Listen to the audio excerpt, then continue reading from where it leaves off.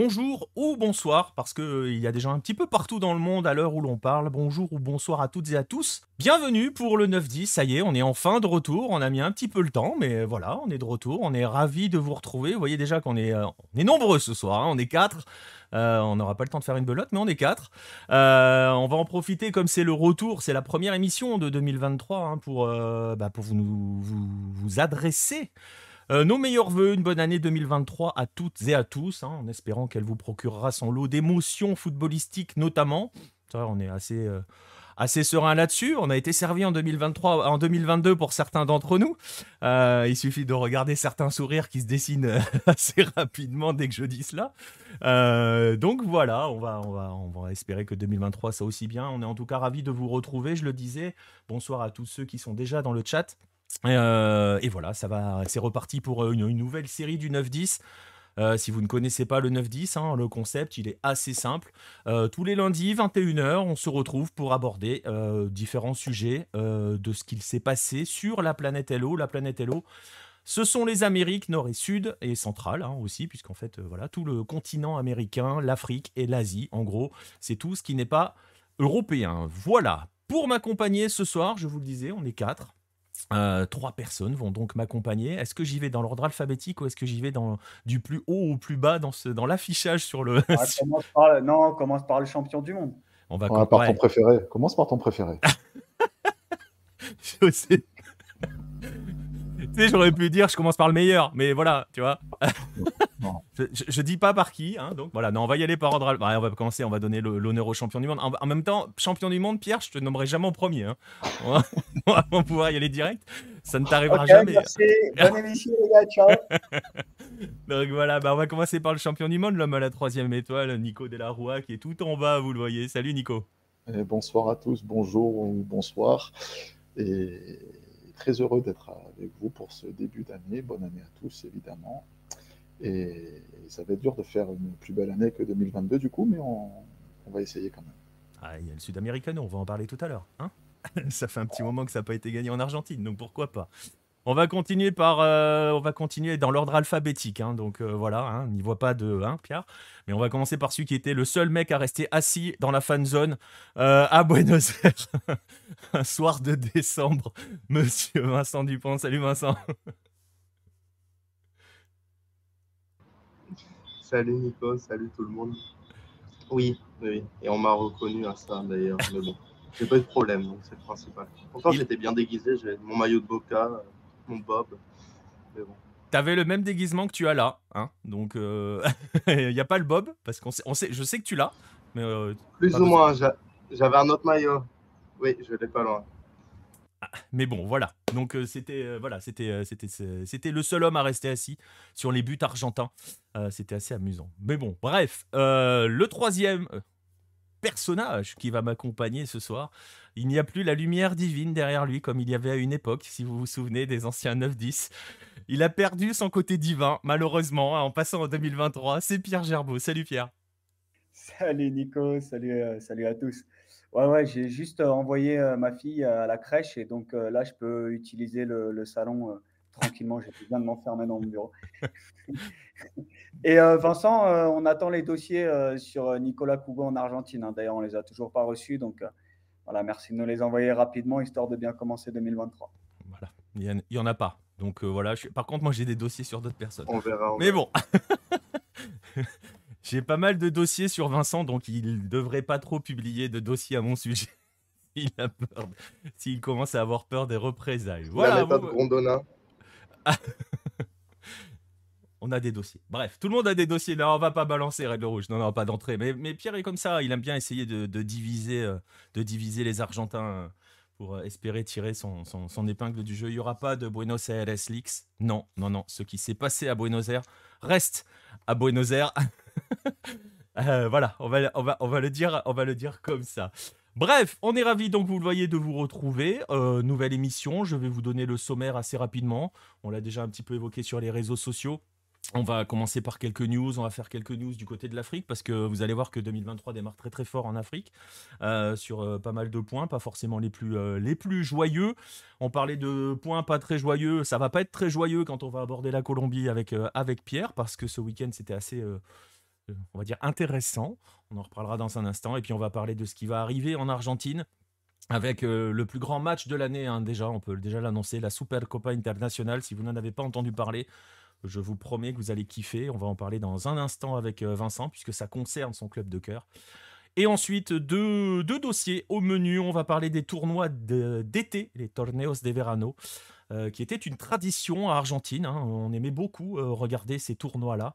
Et voilà, ils sont en train, ils ont disparu même, on peut le dire ainsi. On en reviendra un petit peu sur cela. Et ensuite, on terminera chez Pierre, en Colombie, parce que le Sudamericano U20 va démarrer jeudi. Oui, jeudi.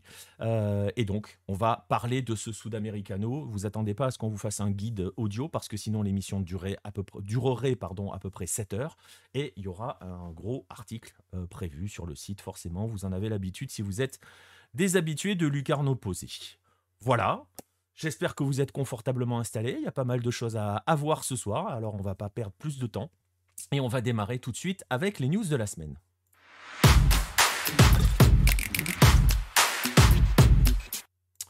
Et on va démarrer donc en Afrique, parce que y a déjà des compétitions qui ont débuté en Afrique ou qui vont débuter. Et il y a déjà quand même son bon gros lot de polémiques. Et vous allez voir que ce sont un petit peu toujours les mêmes. Et on va commencer par la première. C'est malheureusement un petit peu un classique. On en avait souvent parlé avec PM de ce problème-là, justement. C'est ces fameuses affaires de triche à l'âge. Et c'est ce qui touche le tournoi Unifac U17. Alors l'Unifac, si vous ne savez pas ce que c'est la fédération, je vais le lire exactement, l'Union des fédérations de football d'Afrique centrale. Alors en gros, voilà, si vous savez placer un petit peu les pays en Afrique, vous commencez à imaginer un petit peu la zone. Pour vous la faire court, c'est le Cameroun, les deux Congos, le Gabon, la Guinée équatoriale, la République centrafricaine, le Tchad et Sao Tomé. Alors il y avait donc un tournoi qui était organisé pour les U17, ce fameux tournoi U17 Unifac, qui n'est pas un tournoi amical, hein, pour dire les choses clairement, puisque c'est un tournoi qualificatif pour la prochaine CAN de la catégorie. Voilà. Qui d'ailleurs se déroulera en Algérie en avril prochain. C'est donc un tournoi fort en jeu. Et donc, ce tournoi qualificatif a débuté le 12 janvier dernier, donc il y a 4 jours. Je suis en train de regarder la date parce que j'avais un trou de mémoire sur la date. Il se déroule au Cameroun. Et ça avait commencé forcément par pas mal d'annonces de triche à l'âge pour certaines sélections, notamment le pays hôte, le Cameroun, avec l'annonce de 21 fraudes concernant ces triches à l'âge. Donc ça avait fait un petit peu scandale, on va en parler dans un instant, Red le Rouge du Tchad.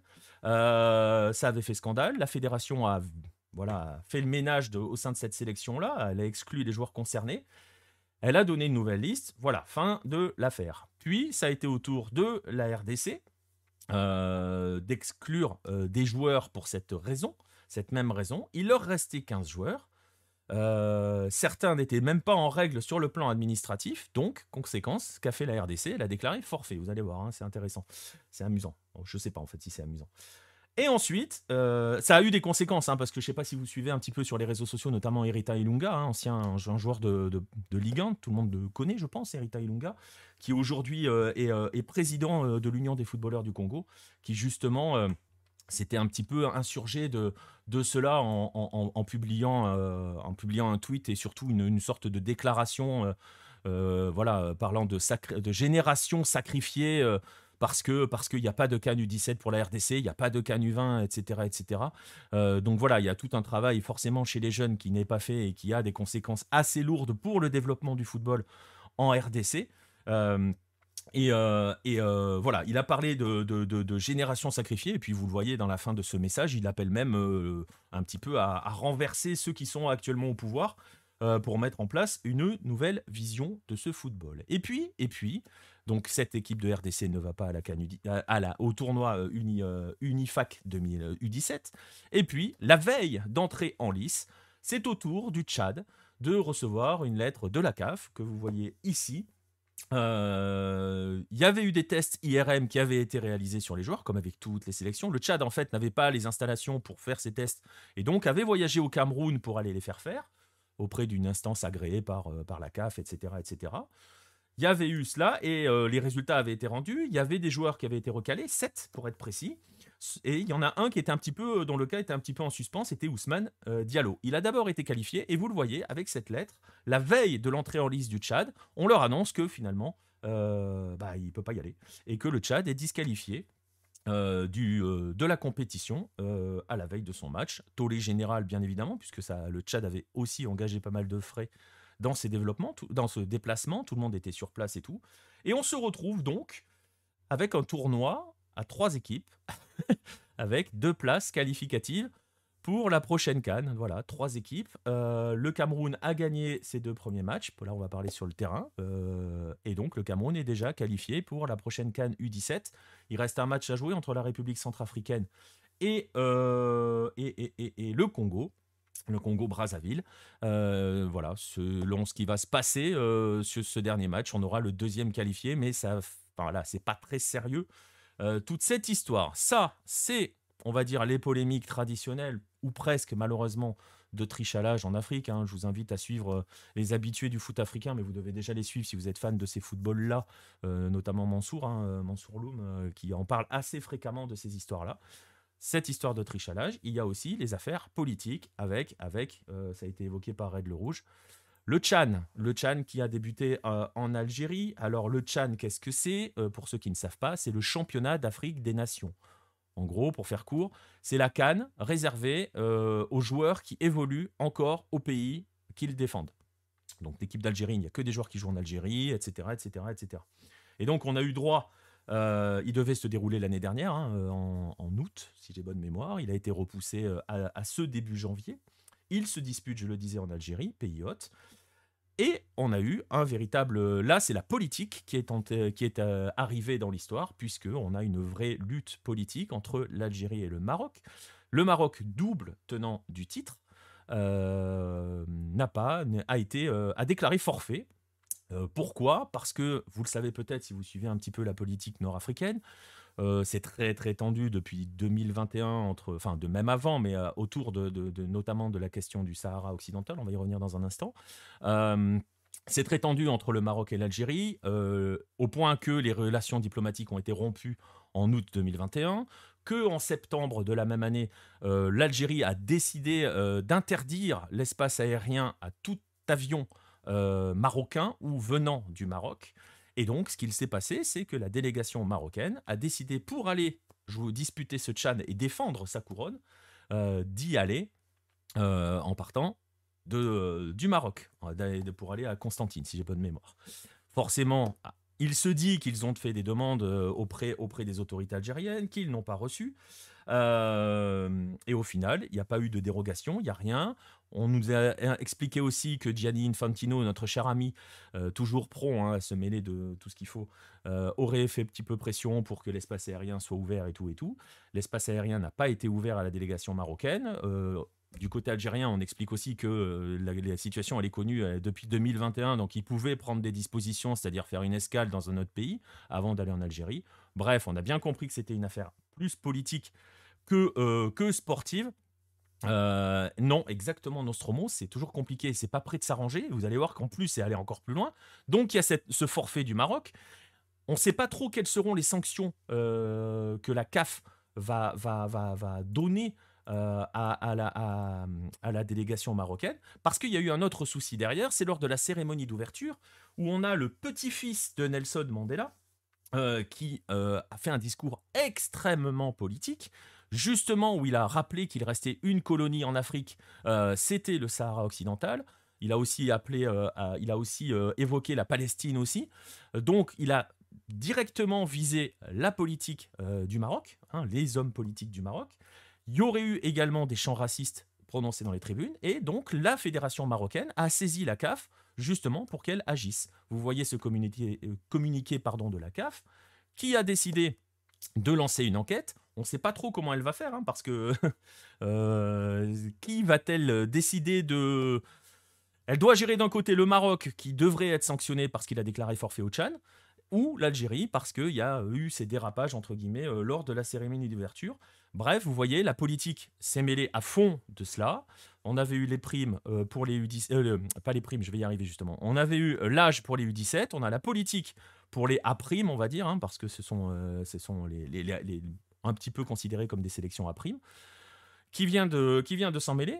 Au final, sportivement, il se passe quoi? Le Maroc est forfait. Le groupe du Maroc se retrouve comme étant un groupe à 3 qui va qualifier 2 équipes dans une épreuve où il y a 5 groupes, dont 2 groupes qui étaient déjà prévus à 3 avec un seul qualifié. Donc vous avez 2 groupes de 3 où un seul est qualifié et un autre groupe de 3 où il y en a 2 sur 3 qui vont passer. Je vous raconte même pas le bazar que c'est en train de mettre. Le Tchad a démarré. Quelques résultats si vous voulez. Je peux vous les donner. L'Algérie a remporté son match d'ouverture face à la Libye et le Sénégal s'est imposé face à la Côte d'Ivoire. Ça, c'est pour les principaux résultats. Mais vous voyez que c'est déjà le gros bazar. On parlait d'âge, on parlait d'ingérence politique. Il y a aussi forcément l'histoire des primes, hein, parce que c'est malheureusement l'un des autres cancers, du football africain. Il y a les affaires de primes avec le Mali qui a menacé de boycotter. C'est toujours pas totalement résolu, je crois. Mais il y a aussi maintenant avec la RDC qui, elle, les joueurs n'ont toujours pas eu leur prime auprès de leur fédération. Et ils ont, à la veille de leur match face à la Côte d'Ivoire, ils menacent de faire grève, tout simplement. Voilà, vous voyez, ça démarre très très fort l'année en Afrique. Ouais, c'est presque pire que l'Ascenso, Nico, exactement. Mais en fait, c'est voilà, toutes ces ingérences politiques, ces problèmes de primes, ces problèmes, voilà, tout se mélange. On est reparti sur de très très grosses bases en Afrique, malheureusement. C'est pas avec ça que ce football-là va essayer de se développer ou continuer de se développer, parce que certains travaillent très bien quand même, il faut le dire.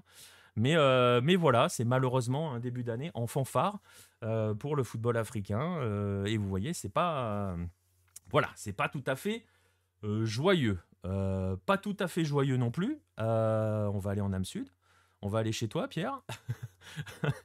Pas tout à fait joyeux non plus avec ce qu'il s'est passé ce week-end pour ce que l'on appelle la Noche Verdolaga. Le problème, c'est que ces histoires peuvent être une mauvaise pub.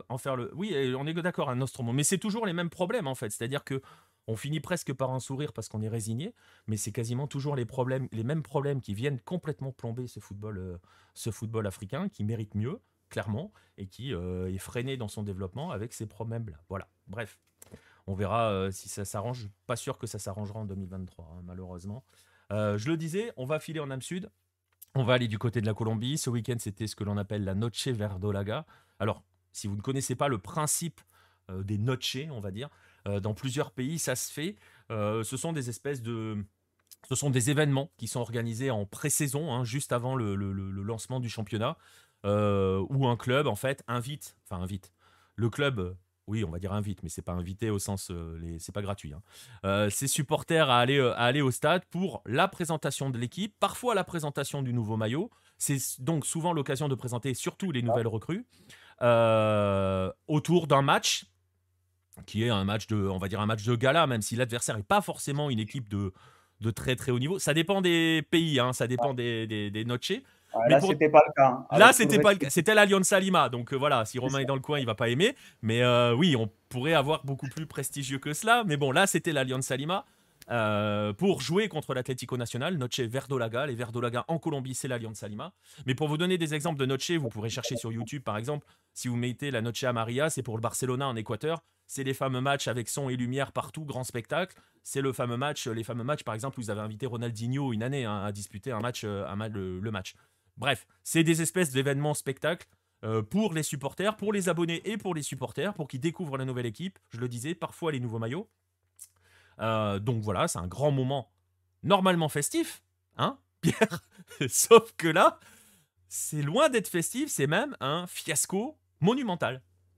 Ouais, c'est ça. Alors, pour compléter ce que tu as dit, effectivement, c'était la présentation de l'équipe, mais là, il y avait présentation de l'équipe masculine, de l'équipe féminine, des nouveaux maillots et le match amical contre l'ogre continental qui est l'Alianza Lima. Alors, qui fait à peu près les mêmes parcours que les Colombiens en Libertadores, donc ils sont au même niveau. Hein. Ouais. À peu près, je pense qu'ils sont encore moins bien. Ils sont en combien de défaites consécutives en Libertadores? Ouais, c'est vrai. C'est pas un bon exemple, Alianza Lima, c'est vrai. Ouais, 18, je crois. Non, mais voilà, ça s'est très très mal passé et c'est pas surprenant en fait. Voilà, il y a eu plein de facteurs qui font ça. Alors, on va commencer par celui malheureusement impondérable, c'est que le match qui était prévu samedi soir n'a pas pu avoir lieu tout simplement parce qu'en ce moment, en Colombie, on est sur un phénomène climatique voilà, qui est la Niña et donc il fait beaucoup plus froid et humide. Voilà, vous avez l'image ici, donc vous voyez que le terrain est difficilement praticable. Donc, il a dû être décalé au lendemain et il est tombé des trompes d'eau vraiment sur Medellín. Et d'ailleurs, il y a eu des problèmes dans la ville avec des inondations dans certains quartiers.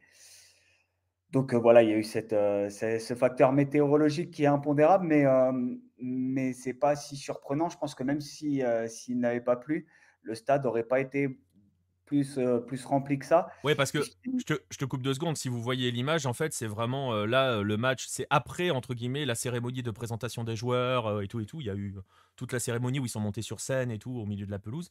Ça, c'était avant le match, en fait, avant que le match puisse se lancer, où il s'est mis, ça s'est accéléré à pleuvoir. Mais le stade ne s'est pas vidé pour autant, hein. C'est-à-dire qu'il y avait pas grand monde dans ce stade-là, alors que normalement, ça doit faire le plein.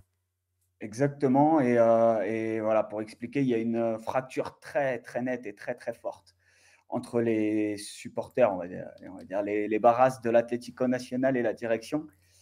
Ce qui s'est passé, c'est que c'était quand à peu près en décembre, mi-décembre de l'année dernière, les dirigeants de l'Atlético Nacional ont sorti les tarifs pour les abonnements de cette année, la 2023, du premier semestre. Et les supporters ont dit ben non, tout simplement. Voilà. Nous, on ne paye pas. Et il y a eu des menaces de mort contre les dirigeants qui ont porté plainte. Et il y a eu des inscriptions, des tags sur les installations. Ils s'en sont pris aussi aux sponsors. Hein. Voilà, sponsor en même temps, l'Atlético Nacional, pour la parenthèse, le proprio. Voilà, le proprio du club, c'est un proprio qui a beaucoup d'entreprises, dont le sponsor principal du club, qui est une marque de soda locale. Voilà, ceux qui connaissent la Colombie, c'est… Postobon. Voilà. Je ne voulais pas faire de pub Ah bon, gratos, on s'en fout, hein. mais Et puis on n'ira pas en citer d'autres parce qu'on n'est pas à la radio. Et puis de toute façon, je suis même pas sûr que tu puisses en trouver chez nous en France. Donc voilà. voilà. Non, je ne crois pas que tu puisses en trouver. Mais voilà, donc c'est le sponsor Postobon que tu as cité. Voilà, c'est la même entreprise qui gère l'Atlético Nacional, qui est proprio, qui est aussi proprio de Win. D'ailleurs, on a eu une Le diffuseur, inscription. hein. Ouais, Win, le diffuseur le du championnat. diffuseur du championnat. Ouais, d'ailleurs, on a eu une inscription assez drôle, puisqu'au moment où Win a sorti son canal, sa chaîne payante, voilà, il y a eu un petit tollé sur les réseaux sociaux avec Lo pagará tu madre. En traduction, on peut dire c'est ta mère qui paiera. Et donc, voilà, on a eu la même inscription abono, Lo pagará tu madre, voilà, sur les installations. Donc, il y a une fracture très, très, très, très nette. Et il y a un chiffre d'ailleurs qui a alerté un peu tout le monde. Après les 48 heures après la sortie des ventes des abonnements, j'ai vérifié les chiffres tout à l'heure, on était à quoi? Même pas 200 abonnements vendus. Ah, c'est chaud quand même là. Ouais, à titre de comparaison, en juillet 2022, la première heure après la sortie des abonnements, ils en avaient vendu 2500. Et là aujourd'hui, ça a progressé ou on est toujours à… J'ai pas les chiffres. Parce J'ai que essayé de trouver. j'ai vu passer sur les réseaux que… alors je sais pas si c'est parce que les dirigeants ont évoqué qu'il y aurait peut-être 10 000 abonnés ou quelque chose comme ça. Et justement, j'ai vu passer pas mal de messages par rapport à cette Noche Verdolaga où il y avait personne dans le stade. Alors on a différents chiffres. Soi-disant, il y avait à peu près 8000 personnes. Je suis pas sûr qu'il y avait 8000 personnes dans le stade. Non, moi, je ne les ai pas vus. Hein. Les Voilà. 8000. Enfin, j'ai vu les images à la télé et je suis déjà allé à l'Atanasio. Moi, les 8000, ça me paraît. Ouais, ça paraît un peu survendu. Ouais. Mais j'ai vu certains messages passer en disant bah ils sont où tes 10 000 abonnés? Il n'y a pas 10 000 là. Non, non, non, non, il n'y a pas 10 000. Non, il y a un vrai clivage très fort. Il y a plusieurs joueurs, enfin plusieurs anciens joueurs de l'Atlético Nacional qui ont pris la parole en disant que c'était pas normal, qu'il y avait une fracture très forte, qu'il fallait. Ils s'en sont surtout pris aux dirigeants, où il fallait beaucoup de renforts parce que en plus, l'Atlético Nacional voit ce qu'a fait Junior en faisant Il arriver Juan Fernando Quintero. n'y avait pas grand monde à sa présentation quand même, hein. À Juan Fer, Bah, c'était pas foufou, hein, le. il y avait un peu plus que. C'était dans un stade un peu plus grand et il y avait un petit peu plus de personnes. Il y avait un Ouais, petit peu plus de monde. ouais. Bah, il a fallu Non, serrer les non, plans mais quand même, hein. voilà, en tout cas, ils ont. Voilà, la famille Tchar, Proprio Junior, a sorti le carnet tchèque. Ils ont Et la vu. boîte à pizza. Et la, et la boîte et la boîte à pizza. Voilà, on Bah, ils l'ont parlera volé à pas de. Flamengo, donc voilà, faut le dire. Voilà. Il était censé aller à Ouais, Flamengo. ouais, il y avait des rumeurs. Ouais, je pense qu'ils savaient l'état de forme de Juan Fernando Quintero, son hygiène de vie, et je pense que voilà, ils sont Flamengo, ils n'étaient pas prêts à payer ce que Ils en ont surtout demandait pas besoin, Juan en Fer. fait. Voilà. Et quand tu as des Arrascaeta dans ton équipe, je pense que tu n'as pas besoin de C'est Juan ça. Fer. Et il voit aussi, enfin, il voit un peu Santa Fe aussi qui a fait venir Rodallega, donc bon, qui est quand même en toute fin de carrière, mais ça reste un nom et ça reste un renfort. Donc voilà, les anciens joueurs ont pris la parole pour dire, ok, bah, les dirigeants, voilà, mettez l'argent sur la table et voilà, investissez et faites venir des joueurs aussi. C'est qui a été une revendication des supporters aussi de dire voilà, no refuerzo, no abono, c'était aussi quelque chose qu'on a beaucoup retrouvé. Voilà, il faut savoir que l'Atlético Nacional est qualifié directement en phase de groupe de la Libertadores avec le Deportivo Pereira et que donc forcément ça reste c'est un objectif important et que l'Atlético Nacional a raté la qualification pour les quadrangulaires lors du dernier semestre et que c'est quand même une catastrophe industrielle, hein. Voilà, à l'échelle de la Colombie, quand tu t'appelles l'Atlético Nacional et que tu ne te qualifies pas pour les quadrangulaires, c'est un peu comme quand tu t'appelles l'AS Saint-Etienne en France et que tu descends en Ligue 2 et que tu es dernier de Ligue 2 derrière, quoi. On est sur la même échelle de catastrophe industrielle. Voilà, Mais concrètement, parce qu'il me semble avoir vu, tu me confirmeras ou infirmeras, que justement les dirigeants ont dit qu'il n'y aurait pas d'autres recrues. non. Euh, Ah non, ils ont un effectif qui est moyennasse, on va le dire, pour la voilà. Libertadores et pour le championnat. Alors, deux questions avant qu'on passe à la suite. La première, qu'est-ce qui a fait que l'Atlético Nacional, qui est une puissance du foot colombien, arrive dans cette situation-là? Et la deuxième, c'est est-ce que ce conflit, euh, avec des dirigeants qui ne vont pas, entre guillemets, céder à la pression populaire. Et en même temps, tu as envie de te dire, s'ils n'ont pas les capacités financières, ils vont pas céder à la pression populaire. Ils n'ont pas les capacités financières. C'est une question cachée. Est-ce qu'ils les ont? Comment est-ce que ce conflit peut se résoudre? Parce que là, la situation va être compliquée. Il y a des relations aussi tendues avec l'entraîneur qui n'avait pas été à une réunion avec les barrages, je crois, ou quelque chose comme ça. Ça va être très très chaud quand même, là, le tournoi qui arrive. Oui, oui, ça va être chaud. Comment ça peut se tasser? Ça peut se tasser. Il y a que des victoires, que des titres. Quand voilà, tu t'appelles l'Atlético Nacional, c'est que Oui, ça. mais là, S'ils sortent, ils vont jouer dans des stades vides, concrètement. oui, mais s'ils gagnent, les supporters reviendront.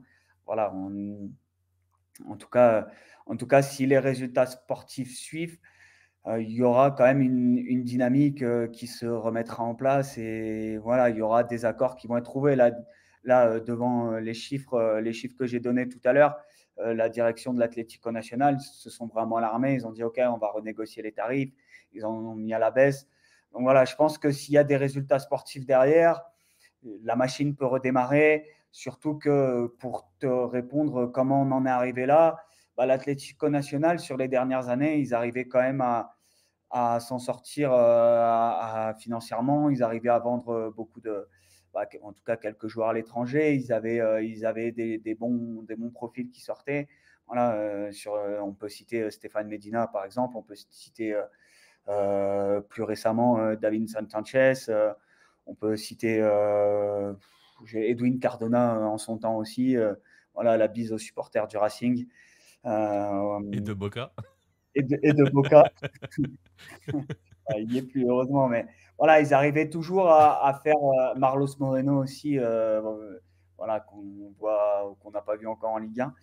Donc, ils avaient cette capacité de toujours sortir des joueurs et avoir un peu de réserve derrière. Ospina, tiens, pour citer lui aussi qui me vient à l'esprit. Là, ce n'est pas le cas. Ils ont quand même moins vendu à l'étranger. Il y a moins de joueurs qui sont sortis. Il y a eu le résultat sportif du dernier semestre qui a été vraiment catastrophique, sachant que c'est Autori qui est venu et qui, la dernière fois que l'Atlético Nacional avait foiré la qualification pour un quadrangulaire, c'était déjà Autori aux commandes. Donc, il y a quand même un climat de défiance. Et c'est pas l'amour fou entre Autori et les Barras de Oui, l'Atlético. il n'est pas allé à la fameuse réunion où il y avait quelques joueurs et lui n'y est pas allé. Ouais, voilà, non, Et les Barras vraiment... m'en veulent aussi pour ça. Donc ça sous-entend aussi, et ça me permettra d'élargir avec la question de Nostromo, et ce sera la dernière question par rapport à cette affaire. Ça sous-entend aussi que l'Atlético Nacional n'a plus cette capacité à sortir des joueurs de son réservoir comme ça a été le cas à une époque, où ça veut dire qu'ils ne font pas le travail, ou est-ce que tout cela, ce n'est finalement que le reflet, comme le dit Nostromo, de l'état actuel. Enfin, c'est sa question, c'est une question, est-ce que c'est le reflet de l'état actuel du football colombien? Non, je pense que c'est pour l'Atlético Nacional peut-être un petit creux générationnel de 1 an ou 2 ans. Voilà, on aura l'occasion d'en reparler dans la partie Sudamericano, mais voilà, par exemple, le gardien de la Colombie au Sudamericano, a priori, sauf si il fait une folie, mais ce sera un gardien de l'Atlético Nacional. Voilà, ils ont un petit réservoir aussi qui arrive et qui peut permettre, ça va pas être foufou, ça va pas être sur du Luis Diaz qui va partir à 10 millions d'euros, mais il y aura de quoi se retrouver et se retourner un petit peu, je pense, voilà, dans les 2 prochaines années. Je pense qu'ils arriveront à se retrouver. Après, l'état actuel du foot colombien, le foot colombien en ce moment vend surtout en MLS, hein. Il y a eu le cas de Touraine, il y a eu le cas là de Carlos Gomez, l'ailier de Millonarios qui est parti au Real Salt Lake. Voilà, c'est plutôt plus ceux qui étaient déjà partis l'année dernière. Voilà, la MLS arrive à des bons yeux en Colombie et arrive à faire venir et à arracher les jeunes talents colombiens. Voilà, elle a de bons yeux en Amérique du Sud, la MLS, et elle est devenue le compétiteur numéro 1 pour les Sud-Américains de l'Europe, hein, clairement. Exactement. En offrant des conditions comparables. Voilà, on suivra cela dans les semaines à venir, la situation de l'Atlético Nacional. Voilà. Et si je peux terminer, pour le coup, 2 choses.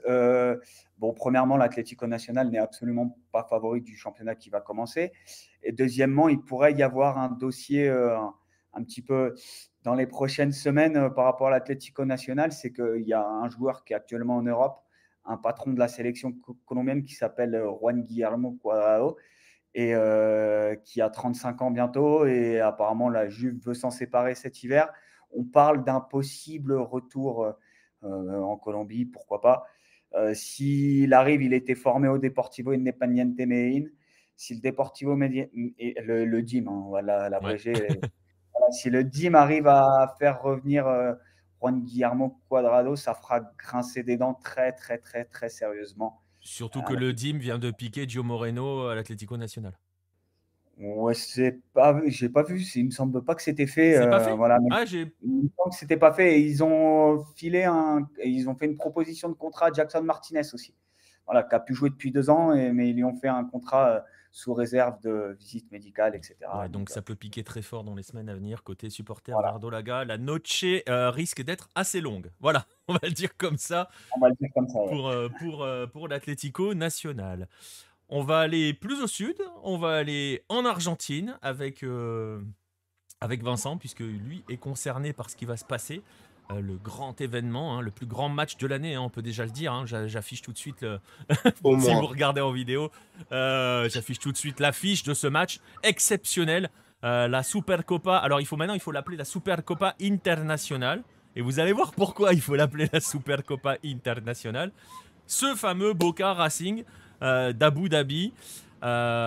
Écoute, est-ce que tu peux nous parler de ce match-là, d'où il sort ce match-là et pourquoi on est passé de Supercopa Argentina, même si là il y a écrit la Supercopa Argentina NRA, pourquoi on est passé de Supercopa Argentina à Supercopa Internacional? Alors, ça a commencé aux alentours d'octobre, il me semble, où Chiqui Tapia a annoncé l'annonce d'un nouveau partenariat avec les Émirats. Comme quoi la Super Coupe d'Argentine se jouerait finalement par là-bas. Alors on s'est dit, bon, très bien, c'est un peu bizarre comme idée, mais bon, pourquoi pas après tout. Un peu à l'image de ce que fait l'Espagne. Puis est venue la finale de la Copa Argentina. Oui, exactement, sauf que là, c'est que sur un match, pour l'instant. Arrive la finale de la Copa Argentina. Alors, on s'est retrouvé malheureusement avec Boca éliminé, River éliminé, Independiente éliminé, San Lorenzo éliminé et Racing éliminé depuis très longtemps. Mais on devait même avoir, si tout allait bien, un Boca River en demi. Ça, c'est le problème de Teiso. Arrive la finale, Patronato contre Talleres de Córdoba. Bon, alors déjà, c'est quand même pas une finale de rêve, mais bon, c'est la Copa Argentina, c'est pas mal. Et on s'est finalement retrouvé avec Patronato qui remporte le premier titre de son histoire, donc face à Talleres, sans le voler. Donc moi, je me suis réjoui immédiatement sur Twitter en mode « Oh, on va jouer Boca contre Patronato aux Émirats. Ça va être pas mal comme affiche. » Ça nous avait fait beaucoup rire à l'époque, hein. On en avait déjà parlé sur des lives. Le fameux Boca Patronato d'Abu Dhabi nous faisait franchement kiffer, surtout dans la perspective d'imaginer le potentiel attractif en termes de marketing d'une telle affiche. Déjà qu'à l'échelle du championnat argentin, il faut être supporter de Boca ou de Patronato pour avoir envie de le regarder. Alors à l'échelle internationale. On rappellera que Patronato est descendu en D2. À cause des Promedios, parce qu'on rappelle que malgré une bonne saison, parce qu'ils ne sont pas champions inutilement, ils ont quand même fait des très bons trucs. Hein. Ils ont battu Boca 3-0 chez eux. River a gagné, mais de justesse. Enfin, ils ont fait des bons résultats, mais malheureusement, c'est la loi des Promedios. Ils sont descendus. Et donc, du coup, courant novembre, un petit peu après le trophée des champions entre Boca et Racing, tu en avais parlé dans le 9-10, je ne sais pas si c'était le dernier d'ailleurs, mais tu as un peu parlé du scandale qu'il y a eu. On a commencé à voir, oui, non, en fait, ce sera sûrement Boca Racing, la Supercoupe. Alors, pourquoi ? Parce qu'on a changé les règles, en fait. La Supercoupe, ce sera le gagnant du trophée des champions contre le premier de la table générale. Alors, tout le monde est un petit peu surpris. D'accord, ok, pourquoi pas. Mais en fait, ça donne vraiment l'impression qu'on essaye de caler une affiche. Et Racing est très critiqué pour le coup. Pendant un petit moment, c'était la AFA Bostera, donc c'était supposedamente Boca qui gérait l'AFA et qui avait du poids à l'AFA. Mais dernièrement, ça fait à peu près un an environ, on parle beaucoup de Victor Blanco, qui est le président de Racing, qui a pas mal de poids apparemment. Et donc, Racing se retrouve en fait à jouer une deuxième coupe réservée aux champions, sauf que Racing n'a pas été champion depuis 2019 en fait. Et pour pallier à ça, forcément, Boca Racing, c'est déjà un peu plus sexy sur le papier. Mais là, après ce qui s'est passé en plus au Trophée des Champions, où il y a eu un bordel incroyable, ouais, mais ça rajoute, Boca s'est retrouvé ça rajoute une dimension. Ça rajoute un truc à ce match. Ouais, voilà, c'est ça, exactement. Là, on se retrouve avec ça, sauf que comme c'est aux Émirats arabes unis, les deux plantels, donc les deux groupes, vont voyager dans le même avion. Donc, on a commencé à entendre parler de ça. Et sauf qu'il y a des dirigeants de Boca, des dirigeants de Racing qui se sont dit non, mais les gars, en fait, le retour, vous imaginez le retour dans le même avion ? Les gars se tapaient dessus sur le terrain. Comment on va faire, en fait ? Et il n'y a pas eu de solution trouvée. Donc là, on a Boca et Racing qui ont voyagé. Ils sont arrivés aujourd'hui, je crois. J'ai vu tout à l'heure des images de Benedetto, il me semble, sur Instagram. Et donc, l'aller, ça ne me pose pas trop de problème. Mais maintenant, j'ai hâte de voir ce qui va se passer sur le terrain parce que c'est un titre officiel. C'est un titre officiel, ce n'est pas un match amical. Et pas de suspendus. Tous les joueurs qui ont été suspendus lors du dernier match, lors du Trophée des Champions, à savoir 5 du côté de Boca et 3 du côté de Racing, seront suspendus, mais en championnat, et pas lors de ce match.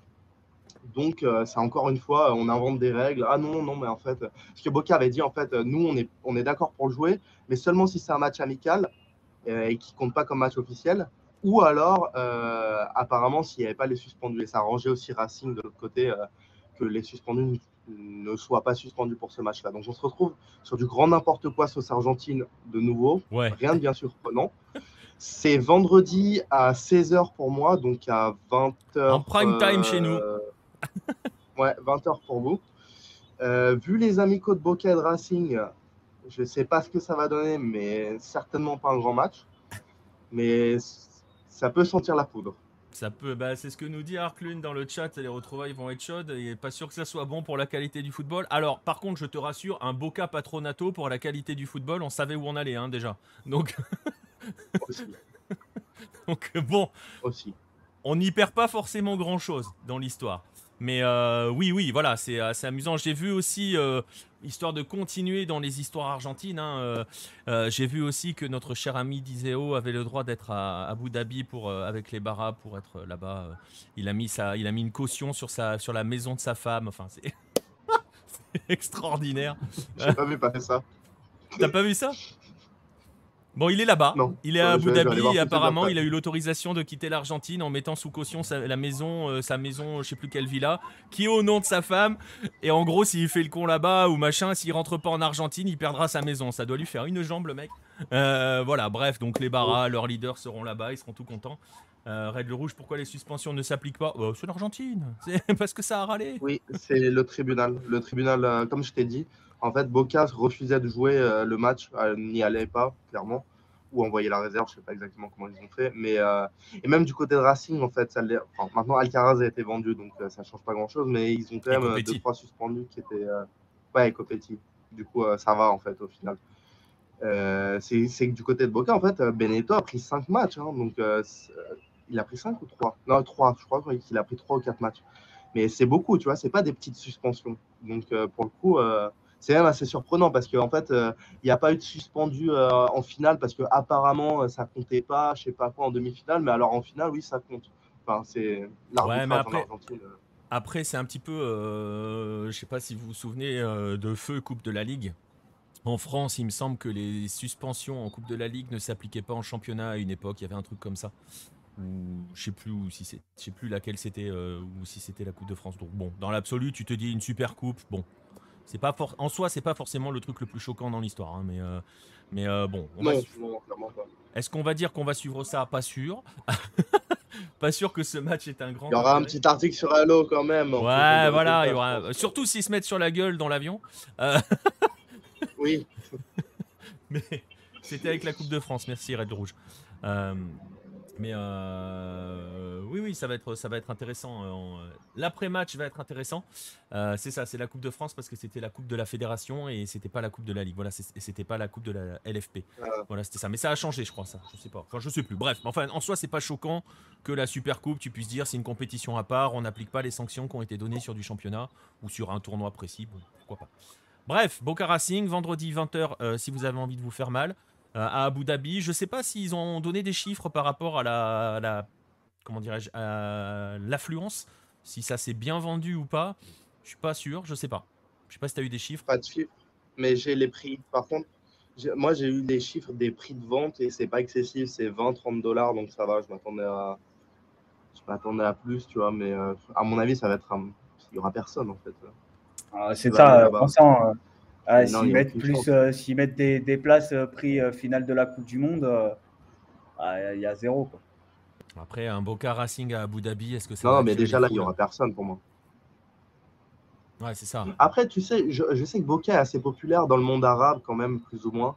Ouais, mais Donc, Racing, j'ai un peu d'espoir, tu vois, mais oui, Racing, voilà. Ouais, après, Après, juste quand la France, là, depuis 2018, on appelait ça, ils appelaient la Ligue 1 El Campeonato de los Campeones del Mundo. Donc peut-être que ça va c'est la attirer. Super Coupe des champions du monde, peut-être. Voilà. et- avec Écoute, beaucoup de champions du ils monde ont à pas voter essayé, Racing, ils ont c'est pas vrai. encore essayé de le vendre comme ça. Hein. Donc, donc voilà. Bref, vendredi 20h, si vous avez envie, hein, bon courage. Après, ça peut être très marrant si ça part en sucette. Ça serait assez.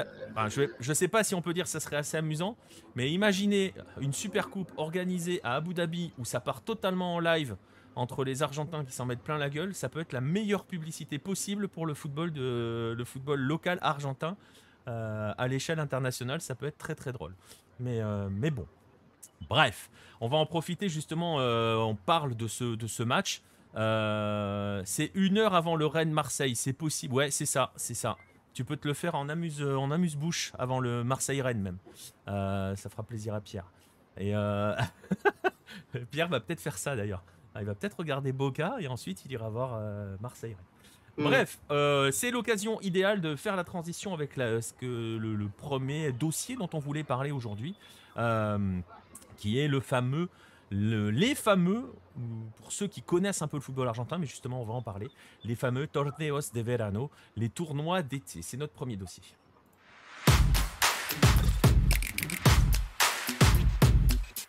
Et justement, on va en parler avec toi. Avant cela, la question de Tony Zins, premier message dans le chat, bienvenue à toi. C'est une très bonne question. Je ne pense pas que ça soit diffusé en France. Le championnat ne l'est pas, donc alors ce match-là, il n'y a aucune raison. donc voilà. Franchement, le championnat n'est pas diffusé en France. Donc ce match-là, je pense qu'il y a encore moins comment dirais-je, de raisons de le diffuser. Surtout qu'en plus, si tu veux le diffuser en France avec des gens qui suivent pas le championnat, ils vont rien comprendre à ce qui se passe sur le terrain, ni les joueurs qui jouent d'ailleurs, parce que ça a bougé et parce que voilà. Et après, l'autre question, c'est est-ce que les diffuseurs habituels, je pense par exemple à Fanatiz, où tu peux suivre le championnat argentin, diffuseront ce match-là? J'ai pas été voir sur l'appli. À vérifier. J'avoue, je sais pas. C'est une bonne question. On vous le dira sur les réseaux. On vous le dira. On vous donnera la réponse sur les réseaux par rapport à ça. Donc on va passer à ces fameux Torneos de Verano. On va voir ça avec toi, Vincent, parce que je sais que Nico a dû nous laisser. Il a un petit souci à la maison. Bon courage avec le petit. On va voir ça avec toi, justement pour bien expliquer à tous ceux qui nous écoutent et qui ne connaissent pas forcément. C'est aussi notre rôle d'expliquer ce que c'est. On veut parler des Torneos de Verano, des tournois d'été. Qu'est-ce que c'est un tournoi d'été en Argentine? Et surtout, parce qu'on peut tout à fait imaginer, ok, c'est des petits tournois, imaginez comme ça. Qu'est-ce que c'est donc? Et surtout, quel impact ça a? Ouais, tout à fait. Alors, historiquement, les tournois d'été se déroulent à Mar del Plata. Alors, je vais vous situer un petit peu Mar del Plata pour ceux qui ne connaissent pas. Mar del Plata, c'est la station balnéaire la plus fameuse d'Argentine. J'aurais pas d'équivalent en France, parce que Cannes, tu vois, c'est un peu haut de gamme en fait. Et alors que Mar del Plata, pendant longtemps, c'était assez haut de gamme, mais maintenant, vraiment, si tu veux du haut de gamme, c'est plutôt Punta del Este en Uruguay, tu vois. Mais pour vous donner une idée, c'est vraiment la plus grosse station balnéaire d'Argentine. Et les tournois d'été se déroulaient historiquement, se déroulent toujours, si on peut appeler ça Torneo de Verano, ce qui se passe en ce moment, se déroule à Mar del Plata au mois de janvier. Pourquoi? Tout simplement parce que le mois de janvier, ici, c'est notre mois de juillet. Entre les deux tournois, puisqu'avant, il ne faut pas oublier que les tournois d'Argentine étaient divisés en apertura et en clausura. Maintenant, c'est un championnat entier. Enfin, ça change à peu près tous les ans, le format du championnat, mais grosso modo, le mois de janvier est toujours libre. Donc, pendant l'été, qu'est-ce qu'on faisait? On avait un mini-championnat ou des triangulaires à Mar del Plata, donc au Minela, stade assez grand de Mar del Plata, où se retrouvaient les meilleures équipes. Donc quand je dis les meilleures équipes d'Argentine, c'est bien sûr Boca, River, Independiente, Racing, San Lorenzo. Parfois, on avait le droit du Newell's, du Central, ce genre d'équipe, Estudiantes, Gimnasia. Enfin, on avait les clubs principaux d'Argentine qui venaient en fait effectuer leur pré-temporada, donc la pré-saison là-bas. Ça avait un certain avantage en fait, puisque comme c'est un peu the place to be, on va dire, les joueurs revenaient de leurs vacances, ils allaient tranquillement à Mar del Plata, il y avait la famille aussi aux alentours. À la base, c'était créé, en fait, c'était surtout fait par les agents de joueurs. J'ai perdu en tête le nom de l'agent principal, mais je vais le retrouver. Il y a un grand agent. Non, je ne crois pas que c'était Bragarnik, c'était Paco Casal. l'Uruguayen. Le premier. Voilà, exactement. En fait, ils organisaient ce tournoi surtout pour montrer leurs joueurs, évidemment. À la base, c'était bon enfant. On est là, on parle des années 70, même si en vrai, le premier match de Verano, c'était River contre un club européen d'Hongrie. J'ai perdu le nom, mais c'était contre un club de là-bas. Vidéoton? Au fur et à mesure, ça s'est surtout démocratisé. Non, c'était. Je suis perdu. Non, c'est j'avais jamais entendu parler. Honnêtement, c'était compliqué. Je vais te retrouver ça et quand ça me revient, je te le dirai. Et donc, aux alentours des années 70, on a commencé à voir la création justement de ces coupes qui sont divisées en deux, la Copa de Oro et la Copa Ciudad de Mar del Plata. Ciudad de Mar del Plata, pour ceux qui ne parlent pas espagnol, c'est la coupe de la ville de Mar del Plata. Donc, en général, on se retrouvait avec ces grands clubs qui faisaient un mini-championnat, c'est-à-dire qu'on avait Boca, River, Racing, si vous voulez, qui allaient jouer 3-4 matchs en janvier, donc contre les autres gros clubs. Et ça attirait forcément du monde, puisqu'on avait quand même pas mal de gens en vacances à Mar del Plata. Ils allaient voir le match au stade. On avait les deux hinchadas, même après l'interdiction, parce qu'il faut rappeler que les supporters argentins n'ont plus le droit de se déplacer depuis 2012. Mais en torneo de verano, même après cette interdiction, on avait toujours le droit, ce qui n'a pas empêché d'avoir des incidents, ça, on peut appeler ça des incidents, mais ça restait quand même autorisé, mine de rien. Et c'est pas vraiment, on pourrait se dire d'un point de vue extérieur, oui, c'est vraiment Boca River, c'est le super classique, on sait qu'ils se détestent, Racing Independiente aussi, ils se détestent, mais bon, s'ils perdent, c'est pas bien grave, quoi. On a eu certains cas où, je vais prendre un cas du côté de Boca et un cas du côté de River, où les entraîneurs ont été forcés à démissionner après les torneos de verano. Alors, je vais commencer par celui de Boca. On est en 2010 et Boca va jouer le torneo de verano et ils vont se prendre 3 branlées, c'est-à-dire qu'ils vont prendre 10 buts en 3 matchs, 3 contre San Lorenzo, 4 contre Estudiantes et 3 contre River. Alors bon, c'est la pré-saison, mais on a Ils jouent donc en 3-4-3. Alfio Basile. Oui, ouais, plus ou moins. Sans défenseur, 3 défenseurs, ça fait beaucoup pour en prendre autant. Et Basile, qui est quand même un coach important, hein, on parle d'un ex-coach de la sélection, c'est pas le coach du coin, a tout simplement été forcé à démissionner après parce que c'était clairement pas possible de prendre autant de buts quand il s'appelle Boca, surtout contre San Lorenzo et 3 contre River. Et du côté de River, dans les années 2000, on a eu la même chose. Ramon Diaz, en 2000, si vous voulez, va jouer un match de torneo de verano contre Boca. Sauf que Boca va aligner les jeunes, va aligner quasiment l'équipe réserve et va finir par perdre 2-1. Enfin, River va finir par perdre 2-1 contre ces jeunes de Boca. Et Ramon Diaz va présenter sa démission à la suite du match, arguant qu'il n'avait pas suffisamment de renforts. Mais on parle donc de matchs qui pouvaient vraiment couper la tête à des entraîneurs. On sait qu'en Argentine, on ne rigole pas quand on parle de Classico. Aujourd'hui, par exemple, plus récemment, on peut revenir sur le 5-0 de Boca contre River en 2015, il me semble, c'était Gallardo à la tête. Gallardo n'est pas parti du club, grand bien lui en a pris, puisqu'il a gagné à la suite de cette défaite la Libertadores, et ensuite en 2018, on sait ce qui s'est passé. C'était quand déjà J'ai un doute. D'ailleurs, on y reviendra plus tard sur cette finale de Libertadores qui a aussi eu des conséquences sur les torneos de verano. On va en parler après. Mais grosso modo, vous l'avez bien compris. Oh. Juste pour parce que on a Mathias 2023 FR dans le chat. Premier message, bienvenue à toi, qui nous dit que c'était un Hongrois. Je viens d'aller chercher, c'était le Vasas de Budapest face à River. Exactement, Vasas, c'est ça. Donc voilà, premier champion des Verano, des tournois de Verano. Voilà, c'est une équipe hongroise. Ils les ont battus contre eux. C'est le premier match en tout cas. De TIC dans lequel il parle premier vainqueur des. Donc Vasas a battu River. D'accord. Et autre chose très importante pour remettre dans le contexte, avant tout ça, c'était gratuit. Ça passait sur Canal 13 ou sur Telefe, qui sont des canaux qui sont gratuits. Et ensuite, autour des années 2000, il me semble en 99, TIC, une grande chaîne argentine aussi, a commencé à privatiser tout ça et par la suite à prendre l'organisation. Je vous disais qu'au départ, c'était les agents qui organisaient tout ça entre eux. Forcément, le football a changé un petit peu.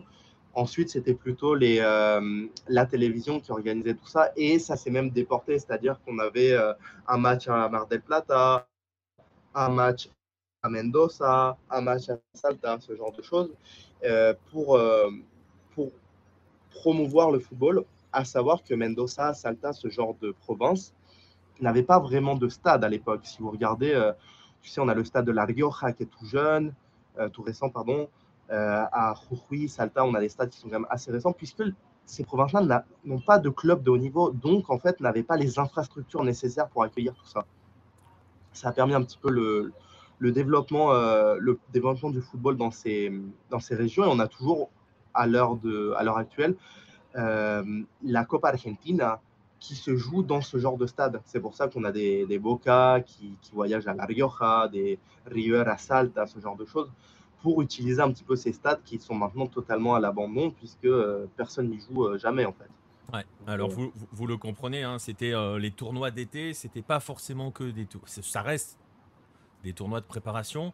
On va pas dire amicaux parce que ça n'existe pas la notion d'amicaux en Argentine, vous l'avez vu, mais c'était surtout une tradition parce que ça permettait donc aussi à l'intérieur, hein, à la province, d'aller voir les grandes équipes locales, les grandes équipes du championnat d'Argentine. Ça permettait aussi de continuer, voilà, d'aller faire se déplacer les grands clubs aux quatre coins du pays. C'était en cela aussi qu'ils avaient un côté tradition, et on disait pas amicaux, hein, voilà, Vincent vous l'a évoqué. On a aussi des cas de bagarres folles, furieuses sur des tournois d'été. On a plein, enfin c'était des vrais matchs, hein, concrètement, pour dire les choses, c'était des vrais matchs. C'était pas, on est habitué chez nous aux amicaux d'avant-saison qui sont des petits matchs de préparation sympathiques où au bout d'un moment tout le monde s'arrête de jouer parce que bon, on est en prépa, c'est pas la folie. Là, c'était des vrais matchs compétitifs. Et donc, vous voyez cette tradition-là, on est en train de le dire, se perd, hein, elle est quasi morte, on va même en parler, Vincent, de cela. Elle est morte en fait, concrètement. Oui. Alors, depuis quand elle est véritablement morte? Tu l'as un petit peu commencé à l'esquisser. Et surtout, est-ce qu'on a véritablement les raisons de la disparition de ces tournois? Alors, depuis quand elle est morte? Depuis les années 2015, ça a commencé à être un petit peu. Depuis 2015 à peu près, ça a commencé à être un petit peu en décadence. Mais je pense, au-delà du foot business, on va en parler parce que forcément c'est lié. En 2019, qui a été officiellement le dernier tournoi à se dérouler à Mar del Plata, on avait Racing, Central et Gimnasia qui jouaient la Copa. Et Boca River devait y participer, sauf qu'entre-temps, le 9 décembre 2018, donc un mois avant, on a eu cette fameuse finale de Libertadores gagnée par River. Forcément, c'était juste pas possible d'avoir un Boca River un mois après à Mar del Plata. Ouais, surtout avec tout ce qui s'était passé durant la finale, avant la finale, pendant la finale et au lendemain de la finale. C'était pas possible. C'était impossible. C'était impossible. Déjà, à Boca, c'était le feu. Honnêtement, ça aurait pu être pire. Moi, je m'attendais à pire. Ça n'a pas implosé autant que je le pensais. C'est juste que personne ne voulait venir à Boca. On s'est retrouvé avec Alfaro après, qui d'ailleurs a montré avec l'Équateur qu'il n'était pas si mauvais que ça. Même si moi, j'ai beaucoup critiqué Alfaro, mais de mon côté, c'est OK. Du coup, pour revenir au Torneo de Verano, forcément, quand tu as... Bon, alors Racing, ça va. Rosario, le deuxième plus grand club de Rosario, je peux pas dire le contraire, sinon je vais avoir des problèmes. Sinon t'es mort. Il y a des chances. Ou alors faut pas qu'elle écoute. C'est quand même pas... Ouais, elle est pas loin. C'est quand même pas très sexy. Du coup, forcément, on a eu du moins bien. Ensuite, on a eu le Covid. Et là, concrètement, ce qui se passe, c'est qu'on a eu Boca, Independiente et Everton qui ont joué la triangulaire internationale. Bon, à San Juan, pour vous situer, c'est Mendoza, à peu près 150 km au nord de Mendoza. Donc, on est vraiment très Boca, Independiente, c'était pas mal. Ouais, on est tout à l'ouest et au nord, à côté du Chili, en fait, concrètement. Et en fait, on a Everton de Viña del Mar, bon, sans manquer de respect déjà au football chilien. Pourquoi on n'a pas Colo-Colo? Pourquoi on n'a pas la Universidad Católica ou la U de Chile? Everton, on est quand même sur un club de seconde zone chilien.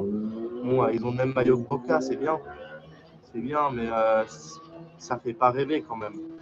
Donc, on s'est retrouvé avec des matchs complètement pourris. Pour voir les matchs, petite mise en scène, en fait, quand vous êtes en Argentine, vous êtes argentin, vous voulez voir le foot. Vous devez vous abonner premièrement au câble, donc ça c'est à peu près 8000 pesos. Ensuite, vous devez payer le pack football, donc ça c'est pour voir les matchs de championnat.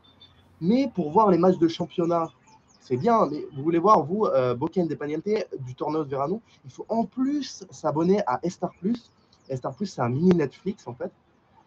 pour voir ce match de merde en fait. Et ça, c'est dans le cas de Boca, d'Independiente, de River aussi. On doit avoir 3 abonnements pour voir des matchs horribles. Concrètement, il n'y a pas d'autre mot, c'est vraiment des matchs de merde où l'équipe est totalement bise, tu changes le gardien à la mi-temps. Enfin, on est vraiment sur une décadence totale. Donc, on se retrouve sur forcément Boca va convoquer des gens. Enfin, il y aura des gens qui vont aller voir Boca au stade parce que Boca, River, c'est des clubs qui convoquent. Il y a beaucoup de gens qui veulent voir parce qu'ils n'ont pas forcément l'occasion d'aller à Buenos Aires et que quand il y a Boca qui joue dans ta province, en fait, tu y vas. River, ils sont aux États-Unis. Ils ont fait des matchs contre Monterrey. Le dernier, je ne l'ai plus. Et là, ils vont jouer contre Vasco. D'ailleurs, ils ont joué contre Millonarios. Oui, contre Millon. C'est ça, exactement. Aux États-Unis. Donc, oui, le même nom, même surnom, on va dire. Et du coup, tout ça, c'est privatisé en fait.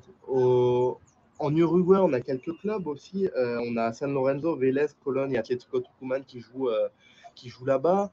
C'est commenté par des mecs. Les mecs qui commentent, ils sont en studio à Buenos Aires parce qu'ils ne sont pas foutus d'envoyer quelqu'un. Autant, tu vois, je ne vais pas te demander que tu ailles couvrir Racing Boca à Abu Dhabi, ça fait loin, mais tu ne vas pas me dire qu'ils ne peuvent pas envoyer un mec, au moins une personne ou deux, en Uruguay, c'est à côté, c'est à 1 heure. On a donc en fait les journalistes remplaçants qui vont commenter les clubs remplaçants. Ouais, c'est ça, c'est qu'en fait c'est un phénomène général, c'est-à-dire que il y a un désintérêt global et ce sont, au final, on va le dire, ce sont devenus maintenant, il n'y a plus de tournois d'été en tant que tels, ce sont juste des simples matchs de préparation comme on en connaît nous, qui vont intéresser uniquement les entraîneurs parce qu'ils vont faire des essais, parce qu'ils vont juger l'état de forme de leurs joueurs, parce qu'ils vont, voilà. Et donc forcément, il n'y a plus cette dimension qu'il y avait autrefois sur la notion de compétition, hein, parce que c'était des tournois, on l'a dit déjà, compétitifs. Moi, je me rappelle aussi en Uruguay de Peñarol national d'avant-saison de tournois, mais c'était de la folie pure. Donc voilà, ça n'existe plus en Argentine. Pour te répondre, Nostromo, est-ce qu'ils peuvent aider les équipes à se jauger en vue des autres échéances? Pas vraiment, puisque maintenant ce sont des simples matchs de préparation. Ce sont des gentils petits matchs amicaux de prépa comme nous on a. Où tu vois, à la fin du match, si tu perds contre, je sais que River a perdu au tir au but, je crois, contre la Calera aussi, il me semble, en prépa, ou un truc comme ça. Je vous avoue que même moi, je ne les regarde plus, ces matchs-là. Ces matchs-là ne m'intéressent pas. Les matchs de préparation, de toute façon, de manière générale, ça ne m'intéresse pas. Ça intéresse que ceux qui travaillent avec le club et tout. Toi, de l'extérieur, tu te dis, bon, voilà, surtout qu'en plus, quand ton équipe perd, on te dit, c'est pas grave, on travaillait autre chose, on testait machin. Donc voilà, il n'y a plus d'intérêt véritable. Mais, et ça sera, on va finir sur ces deux questions-là, Vincent. Oui, vas-y. Nico, pardon. Je peux compléter un peu parce que Vincent a parlé de Star Plus. Il a dit que c'est un espèce de Netflix. C'est Disney, en non? fait, c'est Disney. C'est lié avec Disney. C'est la grosse plateforme. En fait, où donc il y a des films, il y a des séries, mais c'est la grosse plateforme qui a tous les droits de ESPN sur le continent américain. Donc on retrouve toutes les compétitions, quasiment tout le football européen, la Ligue 1, les championnats allemands, français, italien, espagnol, portugais, anglais, etc.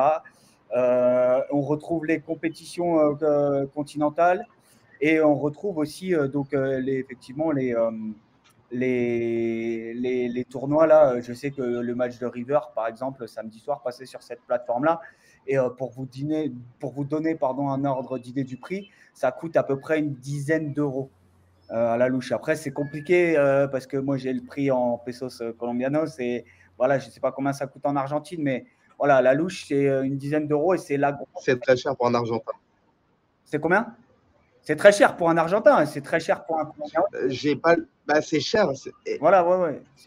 En fait, et en plus, tu dois additionner les 3. C'est ce que je te disais, c'est que tu payes le câble, le pack football. En gros, football, tu devrais avoir les matchs. Boca, Independiente, c'est le foot local, c'est pas la Ligue 1, c'est pas la Coupe du Roi, tu vois. Ouais, mais en gros, c'est comme chez nous où maintenant, si tu veux regarder uniquement le football français, tu es obligé d'avoir Canal, Amazon et Bein, parce que la Coupe de France est passée sur Bein. Donc tu cumules ces 3 abonnements-là. Exactement, ouais, c'est ça, et ça coûte, voilà. Mais c'est une grosse plateforme, hein, Star Plus, voilà, Ouais, ils ont toute la Sud. Ils ont tout. Et puis ils ont toute l'Europe aussi. Ouais.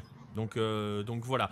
Bref, je disais, les deux dernières questions par rapport à ce sujet, par rapport au sujet des tournois d'été. Vous voyez, c'était une tradition.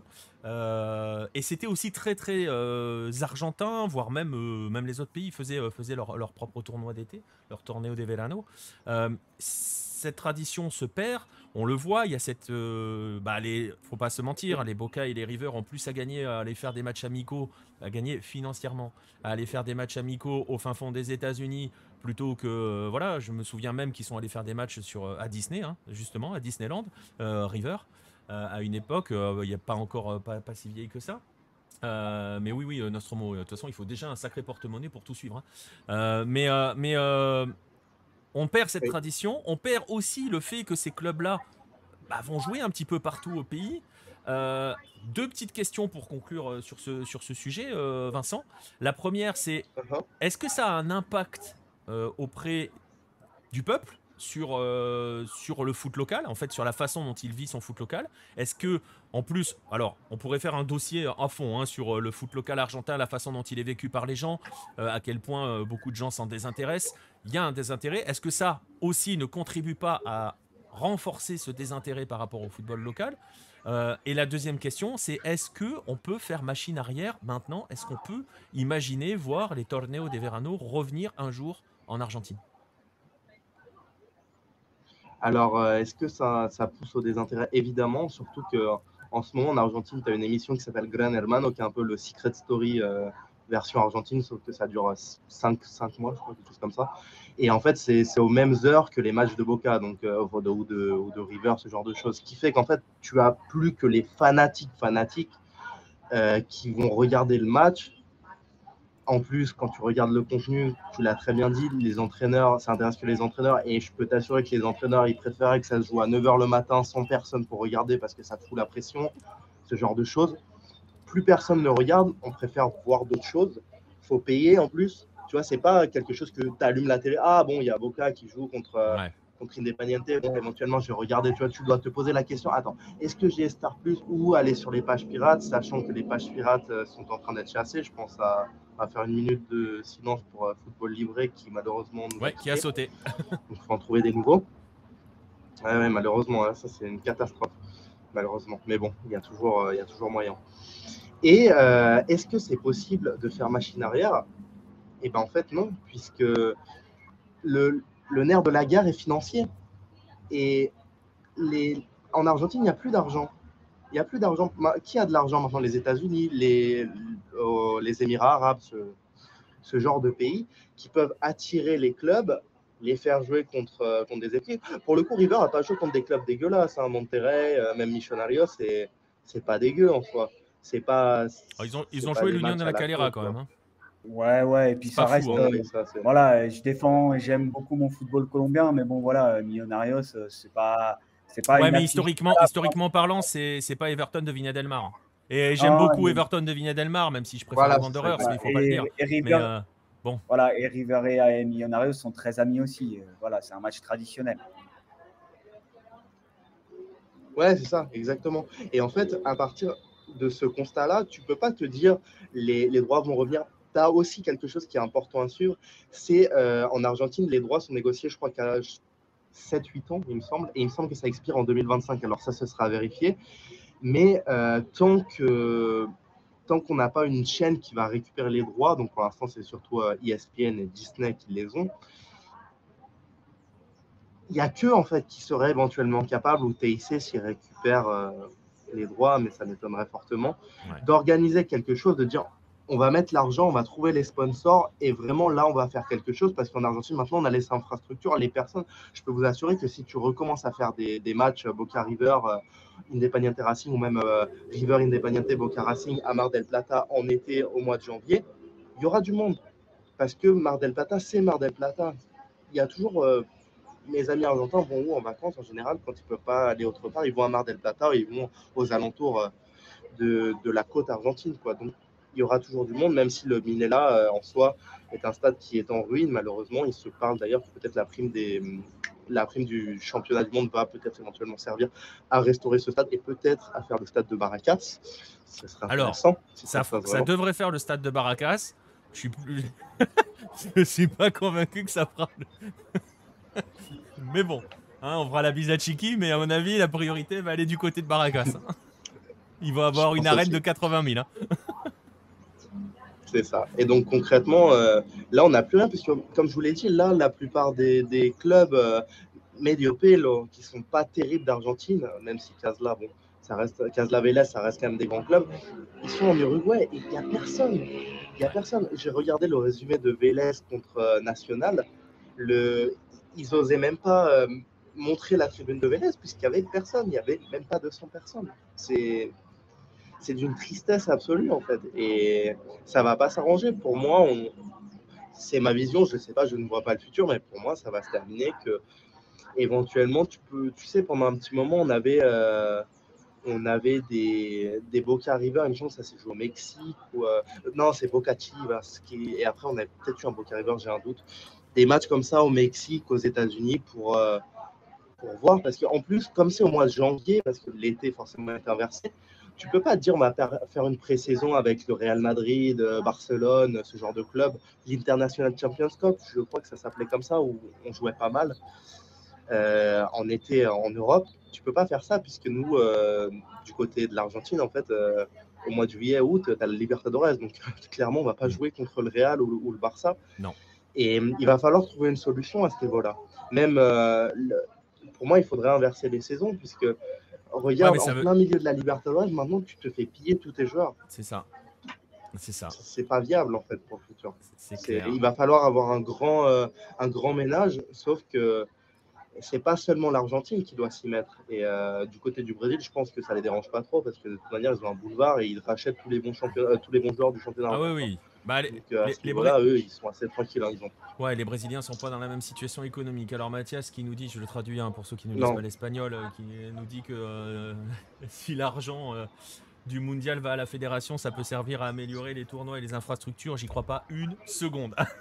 Mais alors, on est en Argentine, on va rester en Argentine. Si l'argent du mondial va aller dans les poches de Chiqui Tapia et de ceux qui sont potes avec Chiqui Tapia, les clubs potes, c'est l'Argentine. Donc je peux vous assurer que Barracas Central va se renforcer de fou et va moderniser son stade comme personne n'est capable de moderniser son stade en Argentine. Mais ça, c'est un autre débat. Voilà, c'est bien triste. Alors on est vraiment sur des sujets très très joyeux ce soir jusqu'ici, hein. Mais c'est aussi un petit peu un football qui s'est éteint depuis quelques années en Argentine et qui continue de s'éteindre. On ne sait pas jusqu'où ça peut s'éteindre. Et comme le disait Vincent, pendant ce temps-là, les Brésiliens, avec leur puissance de feu, continuent de tout écraser. Je pense que l'Argentine finira par se réveiller le jour où elle n'arrivera surtout à ne plus lutter sur le continent, où elle sera comme un Chilien, concrètement, à sauter dès la phase de groupe parce que ces équipes n'y arrivent plus et se font accrocher par tous les autres pays, sauf les Brésiliens qui viennent les cartonner régulièrement. Mais il va falloir cela, je pense, pour que l'Argentine se réveille. Voilà pour les tournois, c'est malheureux, hein, mais bon, ça ne nous empêche pas d'adorer cela. La formation en Argentine, ça fonctionne bien dans certains clubs, et puis on va en parler. Tu nous fais la transition, Red Le Rouge. On va pas parler des joueurs exactement, on va parler de jeunesse justement. On en parlera, on fera un sujet sur la formation dans différents pays, ça peut être intéressant à voir. On fera peut-être à l'occasion de ce Sudamericano justement, puisque là voilà la transition. On va aller vers ce Sudamericano 2023 qui démarre jeudi et qui va être chez Pierre. On en parle tout de suite.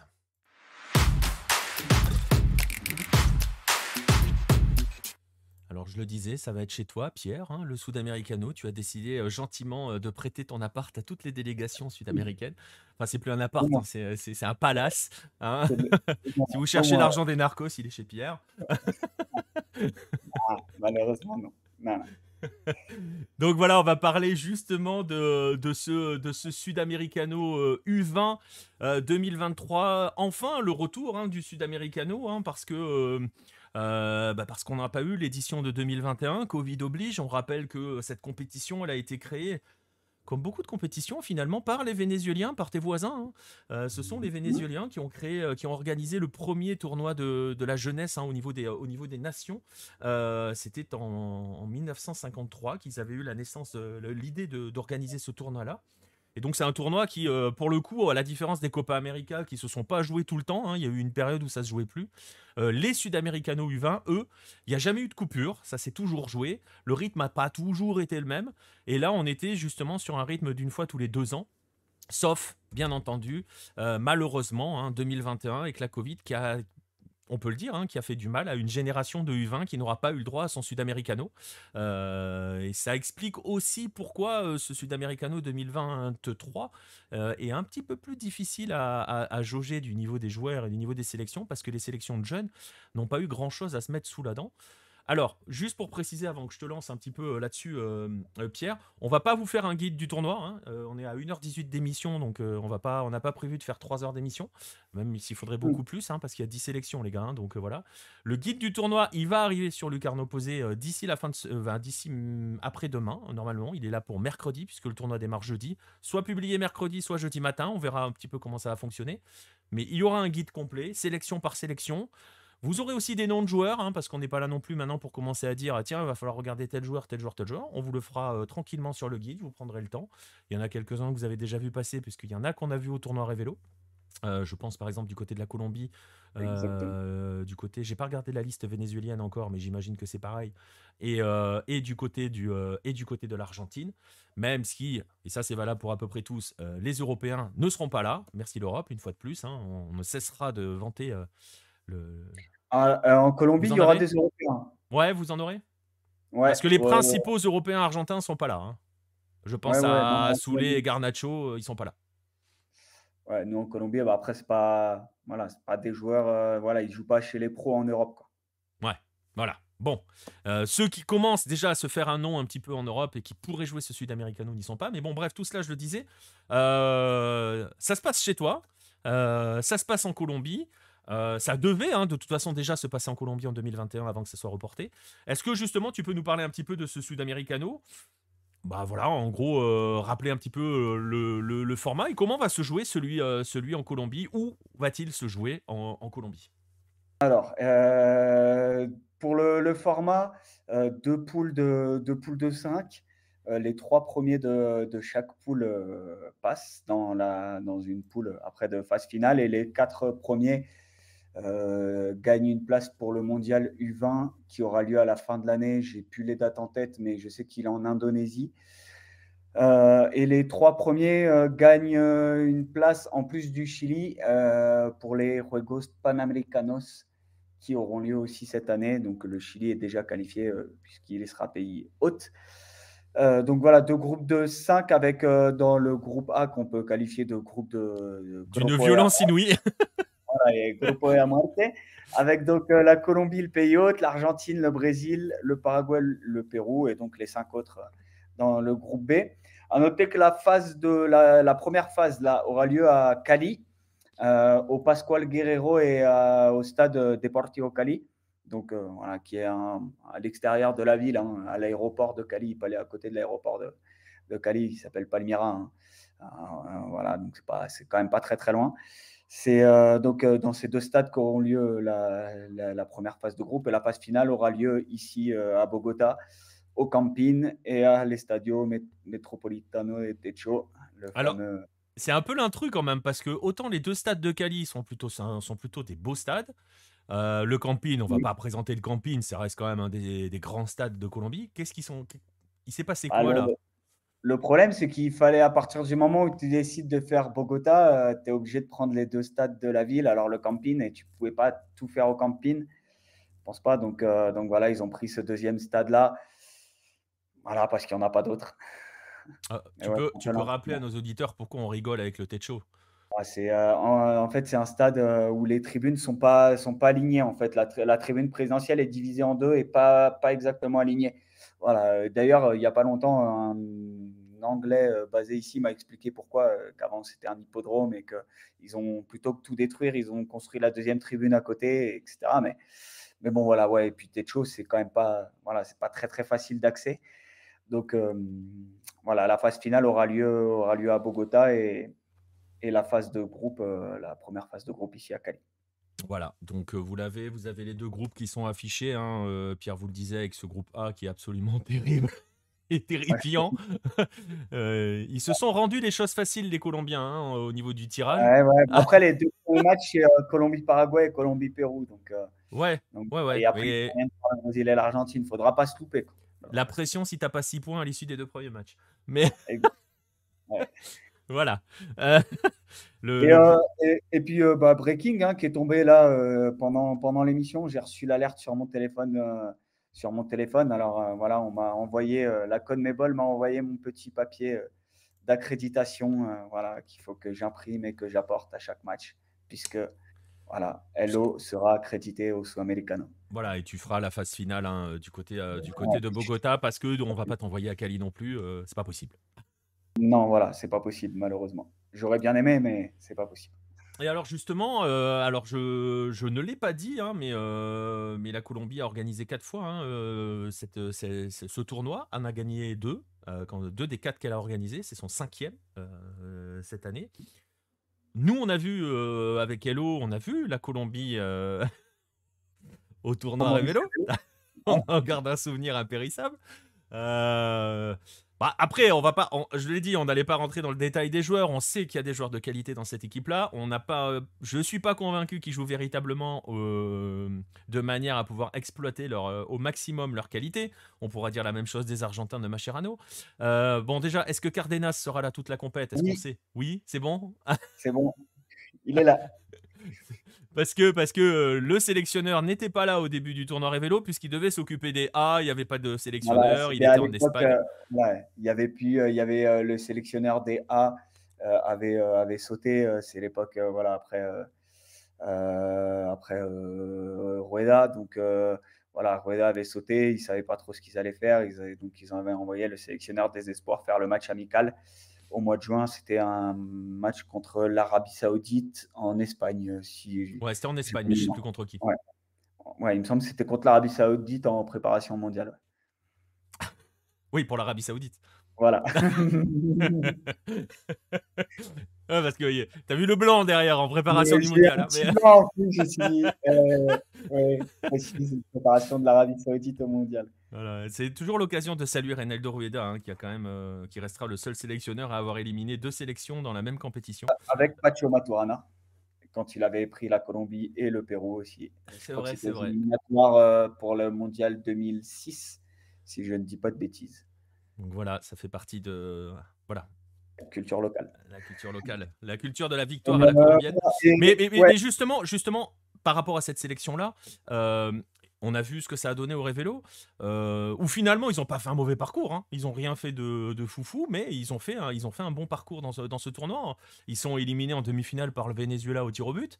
Venezuela qui était la belle équipe de ce tournoi par rapport pour les Sud-Américains. Donc ils ont fait finalement un bon tournoi. Je sais pas comment il a été vécu ce tournoi en Colombie, et justement qu'est-ce qu'il génère par rapport à cette compétition que vous accueillez? Ouais, alors pour le Maurice Révélo, je ne peux pas trop te répondre puisque l'année dernière, je n'étais pas en Colombie au moment du tournoi. Après, ils ont fait un autre tournoi, c'est l'équivalent, j'ai oublié le nom comment ça s'appelait, mais un tournoi au Paraguay aussi, Copa Odesun ou quelque chose comme ça. Par rapport à cette génération-là, c'est le gros rendez-vous de cette génération-là, ça c'est clair. Voilà, tu l'as dit. La Colombie, pour la parenthèse, ils avaient organisé le tournoi pré-olympique, si vous vous rappelez, pour les Tokyo 2021, du coup. Ils n'avaient pas eu de Sudamericano, mais ils avaient fait un tournoi pré-olympique. Donc, voilà, après, de ce que j'avais pu entendre par rapport au tournoi, ça a été vécu comme quelque chose on va dire, d'acceptable. Ouais, c'était plutôt une bonne performance d'aller en demi. Ils avaient battu le Mexique, le Japon, si je me souviens bien. Ils avaient perdu contre les Comoros penalty. Cette défaite avait fait grincer des dents. Mais voilà, c'était une génération, entre guillemets, correcte par rapport aux résultats sportifs. Ils font le bronze au Paraguay. Donc voilà, ils n'attendaient pas grand-chose finalement, parce qu'il y avait ce saut dans l'inconnu, comme tu as dit. Voilà, il y avait le Sudamericano qui avait sauté. Donc Donc voilà, il y avait un petit peu ce saut dans l'inconnu. Donc oui, on avait vu ça comme quelque chose de correct. Pas waouh, c'est magnifique, la Colombie est de retour, on va marcher sur tout le monde. Mais c'était pas mon Dieu, on est nul, on met pas un pied devant l'autre. Donc voilà, il y avait des résultats plutôt, on Donc, va dire, plutôt mitigés. Ouais. donc il Ouais, n'y a pas de véritable attente sur cette sélection dans le fait qu'elle organise le Sudamericano. Il n'y a pas de véritable pression. pas Il y a de l'idée quand pression, même non. d'aller à l'hexagonale finale au moins en fait. Oui, oui. Bah oui, il y C'est a la seule l'idée chose de qui a été mettre. fixée. Voilà, il y a l'idée d'aller se qualifier pour le mondial. Voilà, ils n'ont pas la pression d'aller gagner, Ouais. voilà, d'aller gagner Sudamericano. En tout cas, voilà. Mais oui, c'est sûr que ne pas se qualifier pour le mondial, enfin la phase finale et se faire sortir dès la phase de groupe, ça ferait un petit peu, ça ferait tâche. Ouais. Ouais, ça ferait tâche. Et justement, ça va être la dernière question sur la Colombie. Hein. Je vous dis, hein, je vous le rappelle, il y aura un guide complet hein, qui va arriver sur Hello. Justement, on est à 48, non, 72 heures du coup d'envoi. 72 heures du coup d'envoi. Est-ce que toi, alors peut-être c'est difficile à Bogota, ou est-ce que tu as des échos depuis Cali, parce que c'est vraiment à Cali que ça va commencer. Est-ce que ça commence à monter un petit peu? Est-ce qu'il y a une attention particulière qui est prêtée à ce Sudamericano, que ça soit dans la presse ou auprès des suiveurs du football colombien, ou pas plus que ça pour l'instant? Joker. Non, ça passionne pas les foules. Ce qui a fait l'actualité footballistique en Colombie ce week-end, c'était les matchs amicaux de l'Atlético Nacional. Il y avait le River Millonarios, il y avait Junior qui a présenté Juan Fernando Quintero. Ouais, c'est surtout ça qui a fait l'actualité. Le Sudamericano, on en parlera vraiment à partir de jeudi quand la compétition aura commencé. Voilà, j'ai pas l'impression, alors je suis pas à Cali, hein, mais j'ai pas l'impression qu'il y ait une ambiance vraiment de dingue et qu'il y ait des trucs, des affiches partout Sudamericano 2023, waouh, le monde regarde la Colombie. Enfin, ouais, non, j'ai pas vraiment l'impression que ce soit ça. Je pense que les matchs de la Colombie feront le plein, ou en tout cas seront bien garnis. Mais je n'ai pas l'impression que les autres matchs, que le Brésil-Argentine, par exemple, attirent les foules ou que le Pérou-Paraguay fasse le plein. Voilà, je n'ai pas cette impression-là non plus. Ok. Il y a possibilité qu'ils attirent plus que les filles ou pas? Parce que les filles, C'est quoi les horaires? C'est 23 heures heure française, les premiers matchs, je crois. Ouais, je vais te dire ça. Je vais regarder en direct. Et je vais te le dire, je l'ai sous les yeux, la programmation. En Colombie, ça va être 17h et 19h30. C'est ça, 23h et 1h30 du matin pour chez nous. Voilà. Voilà.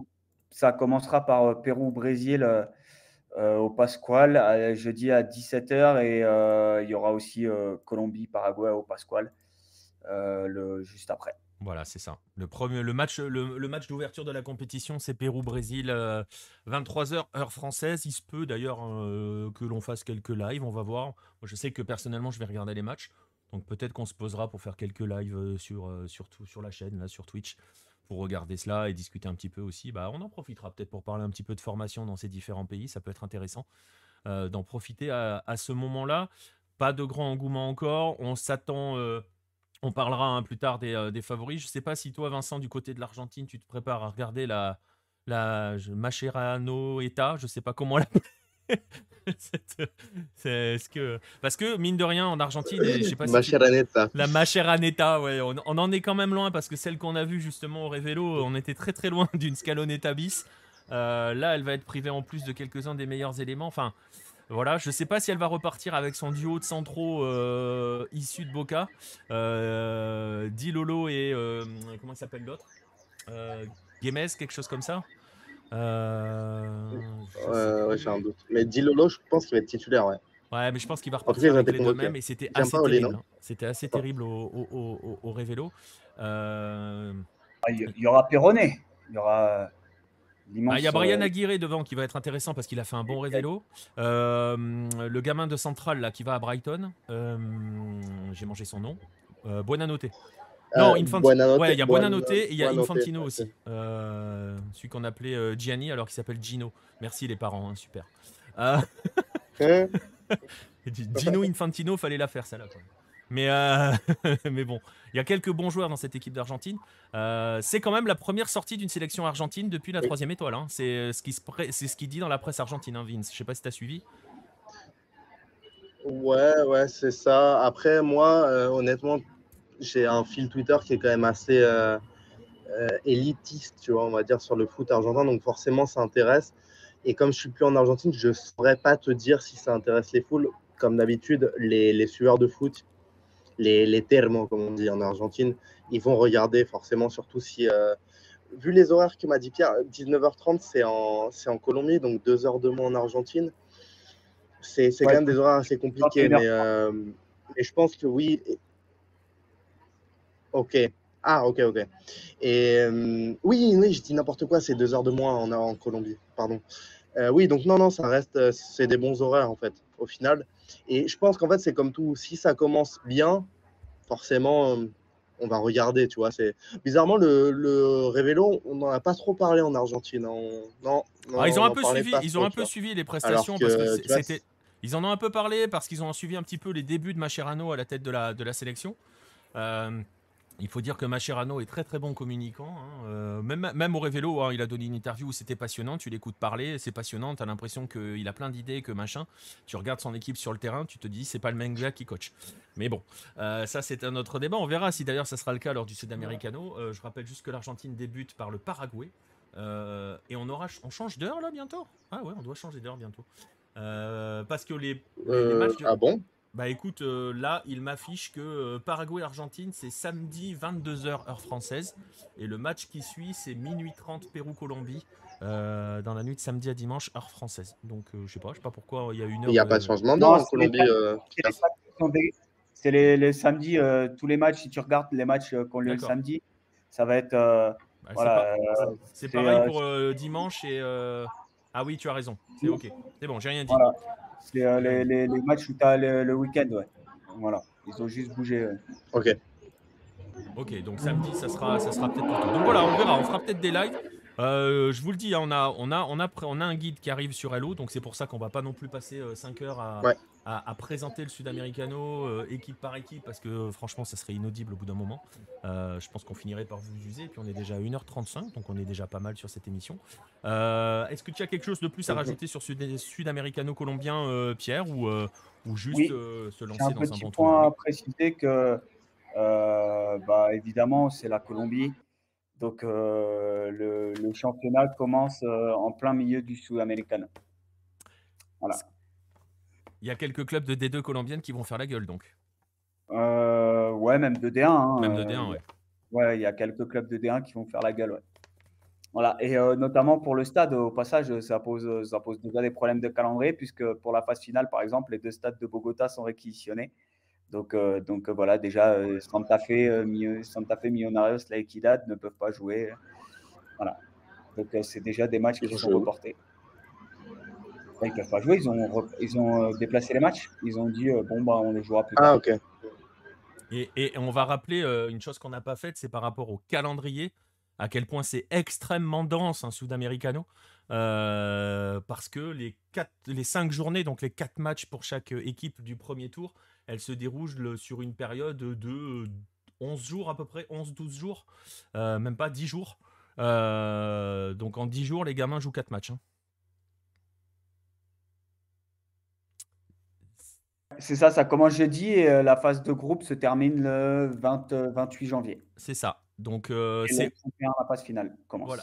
C'est aussi la particularité des Sud-Américanos, je le sais, parce c'est aussi des tournois qui sont particulièrement scoutés, qui sont particulièrement suivis par aussi des apprentis scouts et tout et tout. Et c'est aussi... Alors normalement, c'est interdit. Normalement, il n'y a pas de négociation de transfert pour les jeunes pendant les Sud-Américanos. On sait ce que veut dire normalement. Hein. On se rappellera de Diego Roland qui est arrivé à Bordeaux en ayant négocié pendant le Sudamericano. Mais c'est aussi ce qui explique que ces gamins-là, quand ils arrivent en Europe à la sortie du Sudamericano, ils sont totalement rincés. Donc, allez-y mollo avec ceux que vous verrez débarquer à l'issue au lendemain du Sudamericano. Et pour les noms, je vous renvoie évidemment vers les guides. On le rappelle, ça démarre ce jeudi 23h, heure française. Et on est parti pour, je vous dis, la première phase dure 10 jours, la deuxième phase ne doit pas durer beaucoup plus. Donc, allez, on va dire un mois max, même moins d'un mois pour suivre ces moins de 20 ans du Sud-Américain batailler. Il y a pas mal de prétendants, il y a pas mal de stars, vous allez voir, hein, parce qu'il reste quand même des stars, même si les Européens ne sont pas là. Si vous aimez le Brésil, il y aura Hendrick. Donc, rien que pour ça, préparez-vous. Et donc voilà, mais on aura l'occasion d'en reparler.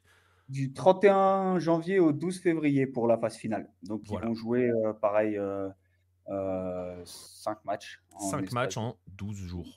de jours. Voilà. Voilà. Parfait. Donc ça fait 9 matchs en 22 jours pour ces Et gamins-là. vos favoris?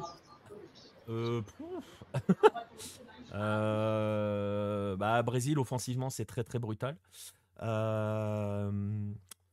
Et puis, Ouais, le Venezuela va être à Venezuela peut suivre. aller loin, mais ils ont l'habitude de te choquer un petit peu en cours de route.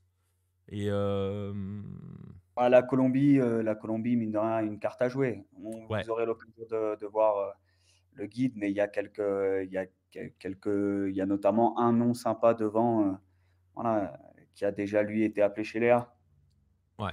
Peut-être la Colombie a peut-être un vrai truc à jouer. Après, on verra l'Argentine qui peut faire, qui peut faire quelque chose, mais on sait jamais trop, et surtout avec l'Argentine de Mascherano. Mais voilà, je suis un peu plus méfiant sur l'Équateur qui part avec vraiment des gamins et avec pas très peu des. Parce qu'on va le rappeler, je l'ai pas dit, hein, le tenant du titre, c'est l'Équateur. Hein. Juste pour préciser, hein, c'était le fameux Équateur de Diego Palacios, Cifuentes, Campaña, Gonzalo Plata qui avait marché sur la compétition en 2019, donc maintenant. On est peut-être dans une autre ère maintenant, on verra, à voir, parce que c'est pareil, hein, l'Équateur, tu parlais d'Alfaro tout à l'heure, c'est fini, Alfaro avec la tête de la sélection équatorienne, donc on va voir où ils vont aller. Je rappelle juste le palmarès, puisque tu demandes qui sont les favoris. Le Brésil l'a gagné 11 fois, l'Uruguay 8, l'Argentine 5, voilà pour le podium, la Colombie l'a gagné 3 fois, dont 2 fois à domicile, et pour les autres, il n'y a que Paraguay et Équateur qui sont venus mettre leur nom. Les 4 autres sont pour l'instant toujours Fanny. On a quand même du mal à les voir venir retourner tout le monde cette année. On sait jamais, mais bon, quand même. Voilà, ça sera donc à suivre à partir de jeudi. Et c'est là-dessus qu'on va conclure ce dossier sur le Sudamericano. Cette petite présentation du Sudamericano, je vous dis que la grosse pièce sera sur le site par écrit. Et c'est aussi là-dessus que l'on va conclure cette émission. Messieurs, je vais vous remercier de m'avoir accompagné. Merci Vincent et merci Pierre. Merci à toi, hein. Merci tout le monde de nous avoir suivis. Et bonne année, hein. Voilà. Exactement, on va vous remercier, vous qui avez été présents dans le chat. On était ravis de vous retrouver. On vous donnera rendez-vous lundi prochain pour le prochain épisode du 9-10. Préparez-vous aussi, on vous prépare quelque chose autour de Pelé avec Marcelinho, je voulais dire. Marcelinho Carioca. Il faut qu'on l'appelle comme ça, Marcelinho Carioca. Avec Marcelin. On vous prépare quelque chose autour de Pelé, il y aura une émission spéciale. On voulait la faire ce lundi, on s'était dit qu'on la fera peut-être un lundi dans le cadre d'un 9-10. On va voir, parce qu'on a eu d'autres idées qui ont germé entre-temps. On va prendre un peu plus le temps de la faire, parce qu'il y a 2-3 trucs qui peuvent être intéressants. Marcelin est sur le coup, donc voilà. Mais préparez-vous à avoir du Pelé. Merci à vous tous de nous avoir suivis. Je vous invite, comme d'habitude, à nous suivre sur les différents réseaux sociaux. Vous les voyez, ils sont juste au-dessus de ma tête. Ils sont passés au-dessus de ma tête toute la soirée. Abonnez-vous, suivez-nous sur les différentes plateformes ou abonnez-vous si vous le pouvez. Vous pouvez le faire sur Twitch, vous pouvez le faire, je crois que vous pouvez le faire sur YouTube maintenant. Je ne sais pas si j'ai réussi à l'activer ce truc-là. Bref, ça c'est si vous voulez nous soutenir plus en profondeur. Vous pouvez aussi le faire avec les magazines, avec les livres. Vous avez vu les liens qui sont passés dans l'émission, qui seront dans la description. Si vous êtes en train d'écouter un replay ou si vous êtes en train d'écouter la version podcast qui sera là dès demain mardi. Comme ça, vous pourrez vous plonger ensuite dans le Sudamericano. Merci à vous tous. On vous embrasse et on vous dit à très très vite pour un prochain rendez-vous, peut-être d'ici la fin de la semaine pour un live Sudamericano U20, qui sait. Attention, suivez, guettez sur les réseaux, on annoncera ça ou sur le Discord. Allez, bonne soirée à tous et à très très vite.